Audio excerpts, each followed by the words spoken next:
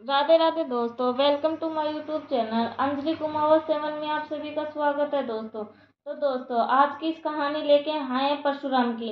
परशुराम ने क्यों अपनी माँ की गर्दन काटी थी। तो चलिए दोस्तों, वीडियो शुरू करने से पहले आप सभी कमेंट बॉक्स में जय श्री कृष्णा लिख दीजिएगा।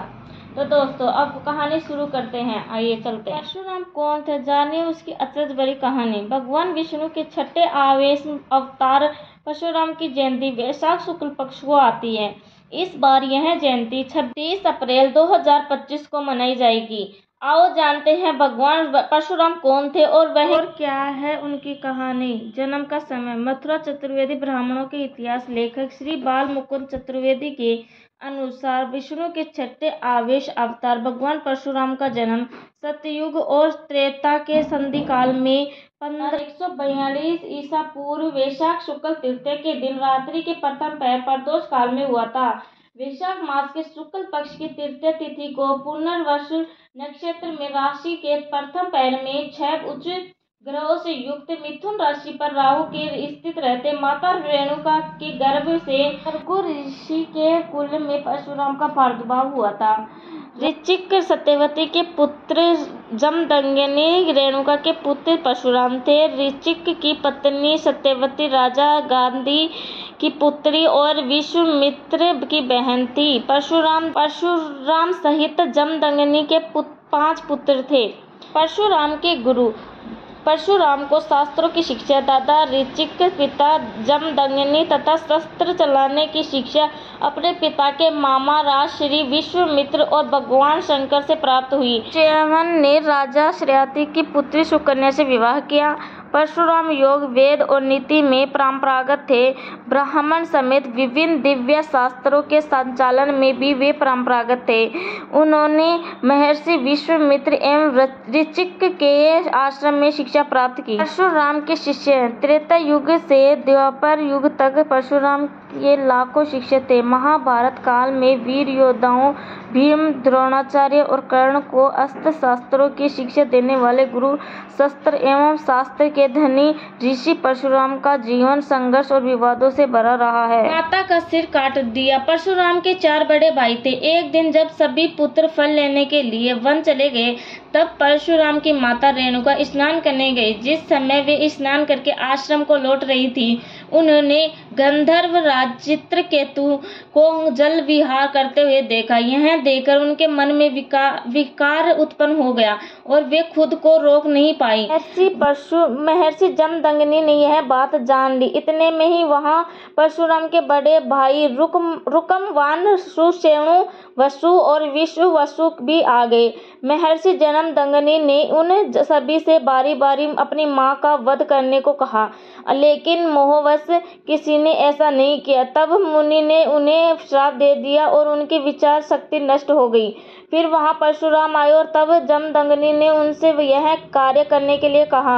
उन्होंने पिता के आदेश पाकर तुरंत अपनी मां का वध कर दिया। यह देखकर महर्षि जमदग्नि बहुत प्रसन्न हुए और परशुराम को वर मांगने के लिए कहा। तब परशुराम ने अपने पिता से माता रेणुका को पुनर्जीवित करने और चारों भाइयों को ठीक करने का वरदान मांगा। साथ ही उन्होंने कहा कि इस घटना की किसी को स्मृति न रहे और अजय होने का वरदान भी मांगा।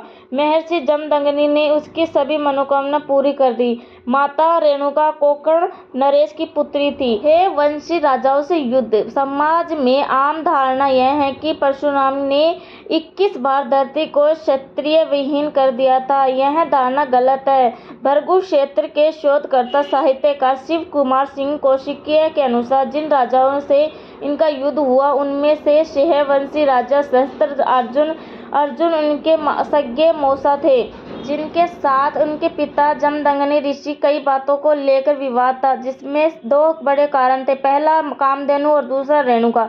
परशुराम राम के समय हेवंशीय क्षत्रिय राजाओं के अत्याचार था। भार्गव एवं हेवंशियों की पुरानी दुश्मनी चली आ रही थी। हेवंशियों का राजा सहस्त्रबाहु अर्जुन भार्गव आश्रमों के ऋषियों को सताया करता था। एक समय सहस्त्रबाहु के पुत्रों ने जमदग्नि के आश्रम की कामधेनु गाय को लेने तथा परशुराम से बदला लेने की भावना से परशुराम के पिता का वध कर दिया। परशुराम की मां रेणुका पति की हत्या के विचलित होकर उनकी चिंताग्नि में सती हो गई।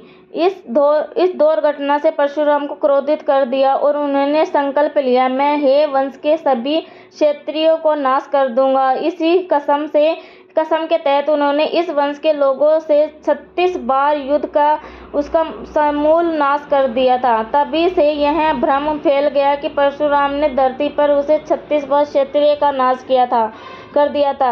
हे वंश के राज्य की राजधानी महेशमती नगरी थी, जिसे आज महेश्वर कहते हैं, जबकि परशुराम और उनके वंशज गुजरात के भड़ोच आदि क्षेत्र में रहते थे। परशुराम ने अपने पिता के वध के बाद भार्गवों को संगठित किया और सरस्वती नदी के तट पर भूतेश्वर शिव तथा महर्षि अगस्त्य मुनि की तपस्या पर अजय 41 आयुध विद्या रथ प्राप्त किए और शिव धारा प्राप्त परशु को आमंत्रित किया।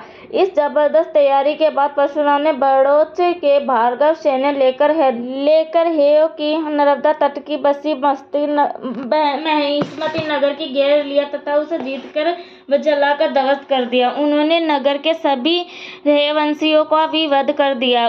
अपने इस प्रथम आक्रमण पर उन्होंने राजा सहस्त्रभानु महेशमती में ही वध कर ऋषियों को भयमुक्त किया। इसके बाद उन्होंने देश भर में घूमकर अपने 21 अभियानों में हेयवंशी 64 राजवंशों का नाश किया। इनमें 14 राजवंश तो पूर्ण अवैदिक नास्तिक थे। इस तरह उन्होंने क्षत्रिय हेयवंश की राजाओं का समूल नाश कर दिया, जिसे समाज ने क्षत्रियों का नाश माना, जबकि ऐसा नहीं है। अपने इस 21 अभियानों के बाद भी बहुत से हेयवंशी छुपकर बच गए थे।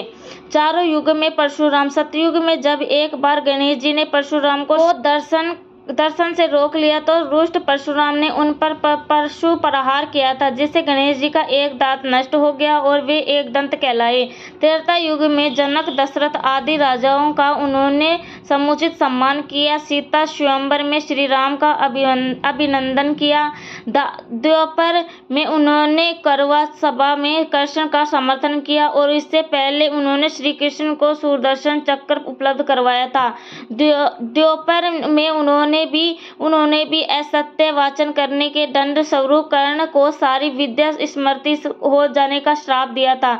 उन्होंने भीम, द्रोण व कर्ण को शस्त्र विद्या प्रदान की थी। इस तरह परशुराम ने अनेक किस्से हैं। चिरंजीवी है परशुराम, कठिन तप से प्रसन्न हो भगवान विष्णु ने उन्हें कल्प के अंत तक तपस्यारत भूलोक पर रहने का वर दिया था।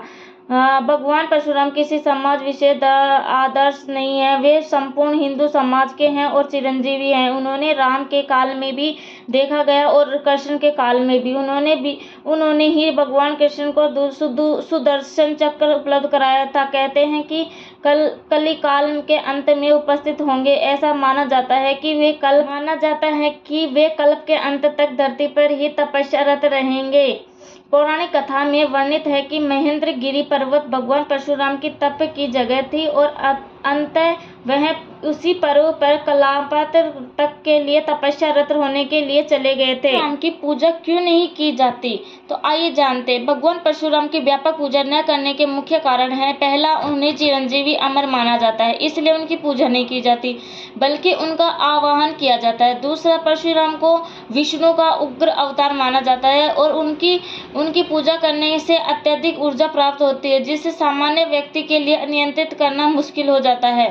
अमरता, यह मान्यता है कि परशुराम जी अमर है और अभी भी जीवित है, इसलिए उनकी मृत्यु नहीं हुई है, इसलिए उनकी पूजा मूर्ति रूप नहीं की जाती बल्कि उनका आह्वान किया जाता है। ऊर्जा, परशुराम को विष्णु का उग्र अवतार माना जाता है। उनकी पूजा से बहुत अधिक ऊर्जा प्राप्त होती है, जिसे एक सामान्य व्यक्ति के लिए नियंत्रित करना बहुत मुश्किल हो सकता है। अवतारों में अंतर, अन्य अवतार जैसे राम और कृष्ण की पूजा मंदिरों में की जाती है, जबकि परशुराम को अमर माना जाता है। उन्हें मंदिरों में पूजा नहीं की जाती बल्कि उनका आवाहन किया जाता है।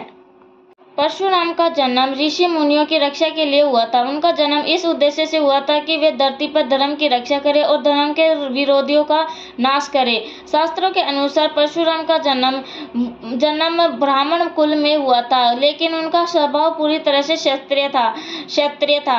यही कारण था कि उन्हें युद्ध कला में महारत हासिल की थी। तो दोस्तों, अगर आपको यह कहानी पसंद आए तो लाइक, सब्सक्राइब एंड कमेंट जरूर कर दीजिए और कमेंट में बताइएगा कि यह स्टोरी आपको कैसी लगी।